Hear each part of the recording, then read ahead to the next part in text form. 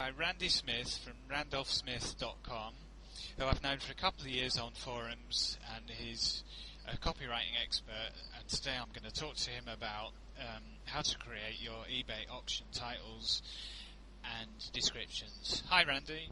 Hi Keith. Hi, and thanks for joining us. First of all, I think I'd like to discuss how you would improve the basic title on your eBay listing, considering you've only got about 55 characters to fit it into.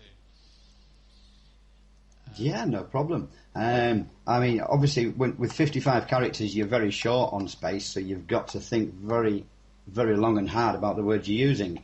And the advantage you've got is by doing that, you're straight away ahead of, 90-odd% of the people who use eBay. Most people you'll find just think they want to sell something, pop onto eBay, fill the forms in, and stick something up for sale. A bit like being at a jumble sale, I suppose, where there's just bags and boxes of all sorts of what some people consider to be rubbish, and the old saying is, what is it, one man's garbage is another man's gold, or words to that effect. So you do tend to find that people will just throw listings up. So by giving a little bit of focus into the actual titles and descriptions, you're putting yourself ahead of the rest. In fact, using the jumble sale example is a great example. You know, you could see somebody sat with a tabletop full of little ornaments, and there'll be 20 pence each, and people will walk past them, browse at them. If something catches their eye, they might then say, oh, go on then, yeah, 20 pence, I'll have that.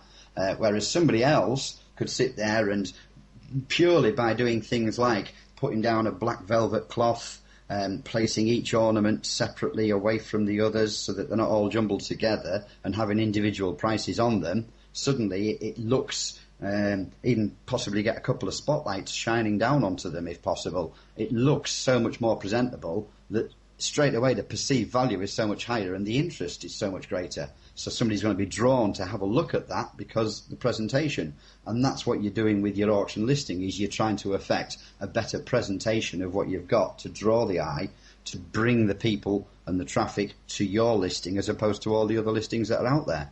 And that way they might have all their ornaments priced at £1 right up to £5 or what have you. They may not sell the £5 ones, but how many more of the £1 ones would they sell that would have been 20 pence on the other table? And how much does that put in terms of your bottom line, increasing your profits? Right, so for example, if I was going to list some jewellery, like sterling silver bull stud earrings, 5mm, what could I do with that to make it more interesting? Yeah, it doesn't sound too interesting, does it? But for somebody that's looking for sterling silver ball stud earrings, obviously you need those words in your description. And this is the thing where you've got to be a little bit careful, because you want your keywords there for the general search. So, yeah, you need those in. So with your listings, if I remember rightly, and I'll be honest, I haven't been on eBay I go on eBay nearly every other day because the girlfriend likes to spend whatever we've got in PayPal on new shoes and other ancillary products. But in terms of selling on eBay, I haven't done that for a while. But I think are you limited to, is it 55 characters, if memory serves me correctly, Keith? Yeah, I've got 55 in my listings. So yeah. Some people said 56, but let's call it 55. Yeah. So I'm going to cheat a little here then. I've got a text pad open, and a little trick if you're stuck on character width and what have you, and this is good for emails as well, by the way. If you just go across the top of the page 1 2 3 4 5 6 7 8 9 0 and repeat that 5 times with 1 2 3 4 5 on the end, you know exactly how many 55 characters is. So I've got that on a text box. Now I'm going to just paste in your copy paste. So yeah, your new sterling silver ball stud earrings well fits within there. And I noticed, in fact, when you were discussing this earlier, I think you added free shipping or something, didn't you? Yeah, I thought free might be a good word, so I put free shipping on the end. But free's a great word. It's one of the best words. I mean, you know, the best ever headline of all time is free sex. We just can't use it to spell everything every day. But free is a good word in terms of drawing the eye. Whether I would use it as free shipping when on your eBay description, glancing across to the right, you can see free in big block letters on the postage and packing. So you could utilise that for other words if you wanted to.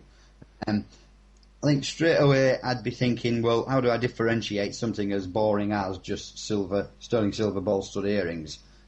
We can't remove any of those words, really. It needs to say sterling silver for people that are looking for sterling silver. It needs to say stud earrings because that's what your buyers are looking for. New is a good power word because nobody wants second-hand ones, so straight away you want the new in there. I would probably change that to something like new high-fashion sterling silver stud earrings, and that still leaves us a little bit of space. So by putting high fashion, you're differentiating from your normal sterling silver ball stud earrings, because people are going to be curious. People, if they're wearing earrings, they're wearing them because they're fashionable and they want to look cool, trendy, whatever the case may be. So straight away you're pulling those people in with the words high fashion, good power words to use in there. With the space at the end, if I leave a space and then hyphen and just put the word bargain, that still falls within the 55 characters, and we've now got the listing description. Yours was new sterling silver ball stud earrings, free shipping. Mine's new high fashion sterling silver stud earrings, bargain. So the bargain bit at the end is going to pull the bargain hunters, and the high fashion bit at the start is going to pull the people who aren't so much worried about the prices, more worried about what they're getting for the money. So hopefully we're going to get twice as many people now looking because it's high fashion and bargain. And that should hopefully draw more people than just sterling silver ball stud earrings, free shipping. Right. And there's one other question here. I see some people put everything in capitals and some put lowercase, and occasionally you'll see somebody put one word in capitals. What's your take on that? Right, yeah. All capitals to me becomes too messy. So the eye isn't drawn, it's more drawn to the mess and then skips it because it's not right, it's not what we're used to seeing. All lowercase doesn't stand out sufficiently. Your listing title is basically like a headline on a sales page or a newspaper or what have you. So I would always go for capitalising the first letter of every word. That way it draws out like a headline, so your eye's drawn into it like a headline of a newspaper. The other thing is it's okay to use capitals if you were just going to use it on one word to add emphasis. So for example, on your headline, the free of free shipping, I would certainly make the free in big block capitals because that will then draw your eye straight into the free or the new, and then you'll read the rest of the headline and it will still make sense to you because it's not all capitalised. If you're all capital, you'd lose the emphasis on the new and the free. On the alternate headline I've just given there, new high fashion sterling silver stud earrings, bargain, you would possibly put either high fashion in capitals or bargain in capitals, or just new and then capitalise the first letter of high fashion sterling silver stud earrings and have bargain in capitals, so the eye is drawn to new and bargain and reads the rest of the headline accordingly because the capitalisation of the full word at the start and the end there is going to highlight the listing on the page, and then you'll automatically read the rest of the listing and the whole listing makes sense, and thereby hopefully gets the click to open it up to read the rest of the description. Yeah, okay. And if you've got a couple of examples you've seen yourself or used yourself on the titles before we move on to descriptions. Yeah, I mean there's a couple in the in my book Magic Auction Words where I give a couple of examples there. Something as simple as there's one with a cookbook with some recipes or what have you, and I believe the example I've give was somebody used the title cookbook with over 100 recipes, which, as descriptive as it is, it's accurate. It's a cookbook and it's got 100 recipes or over 100 recipes.